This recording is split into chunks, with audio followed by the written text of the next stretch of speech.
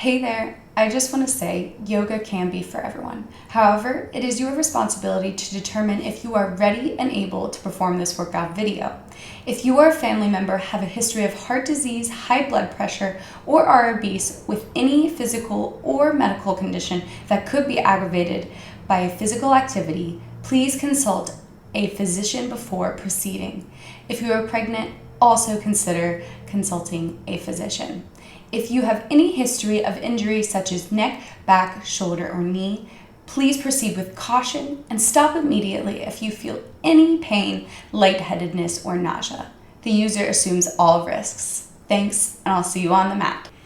Every good pose breakdown needs a dog to help break down the dog poses. That's right. Welcome back to Connection Yoga's pose breakdown. Today we are doing three-legged dog. I'm super excited. Are you? Yeah. Yours is a little bit different. We won't be using the bathroom when we do ours, right? So we're going to move through each section of the body, and I will be breaking down how to align safely. Obviously, this is building off downward facing dog. So if you want to pause here and go back and watch my complete down dog breakdown, go ahead and do so, and then come on back. Otherwise, stay right here and let's get going. First, I'm going to demonstrate the pose, and then next, I'm going to break it down and you try along with me.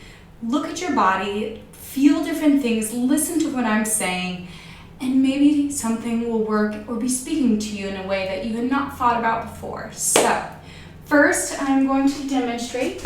All right. Thank you. Stay there.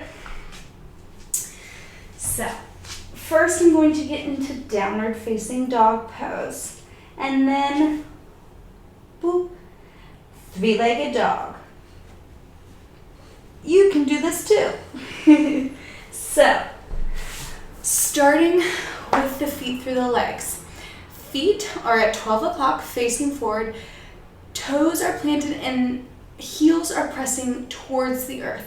Now, this depends on how open your hamstrings are and your feet. So they might not touch the ground. That's totally cool. So next, your hands are going to be placed at the top of your mat. So to figure out the amount of distance that you need for your down dog, it's a plank's worth. So if you want to gently just place your feet back to measure and then press back. Fingers are spread and like the feet are pressing down, all right? Hips are even and square with our tailbone pressing out, all right? And that brings us to our core. Our core is also drawn in to help with the extension of the low back and the complete spine. So to get into three-legged dog, you're going to bring your feet together and then lift one, keeping your hips still square to the earth. So that's one thing. You might get excited, oh, we're lifting our legs. And you start opening your hips. Now that can cause problems. We don't want that because that allows our low back to do whatever. Here, with our hips even, our toes pointing down, foot still flexed, extending as if it was still on the earth.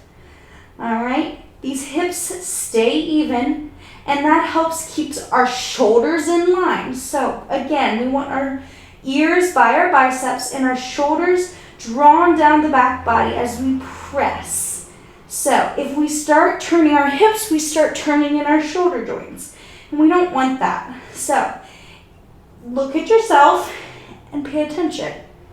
Next aspect of the leg lift is you want the leg in a straight line from the hands to the foot. So when you press it back, press out of the spine, keeping it in line with the body, all right? And that's it. It's pretty straightforward. Our gaze is at our feet, head and neck, in line with our spine and our arms. So make sure you're not going too far forward or staying too far back. All right? Practice the shoulder engagement. It is so important throughout your entire practice, and definitely in down dog. And we are there a lot. So that's it. Breathe as best as you can. What I suggest for this pose is kind of along the lines of what I suggest for breathing for down dog. So you have to imagine that there is a bulb of light, of breath, that you are moving in and out of your body. Bring that bulb up through your hands, through the body, out the foot. As you inhale, bringing it in, and exhaling out, the feet grounded, looping it back to your hands. So I'll demonstrate that here.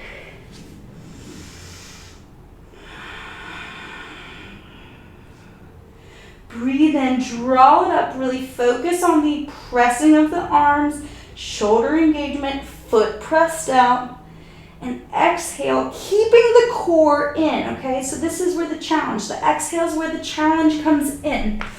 And keeping everything engaged, keeping our body in a strengthening, extending position. So that's it. Modifications, do it for as long as you can and then come out. It's just going to be a strength building thing. There's not much you can do to modify. All right, just keep practicing, keep building that wrist arm strength, and I know you can do it. If you have any questions about this pose, put it in the comment section below. Otherwise, I'll see you next time on the mat. This is very important to the pose breakdown that is coming up on Thursday. So keep that in mind and look out for it. To make sure that you get it though, you could hit the notification bell and you will get a notification on your phone letting you know what that secret thing is coming up on Thursday. So until then, stay strong, be good, and be happy.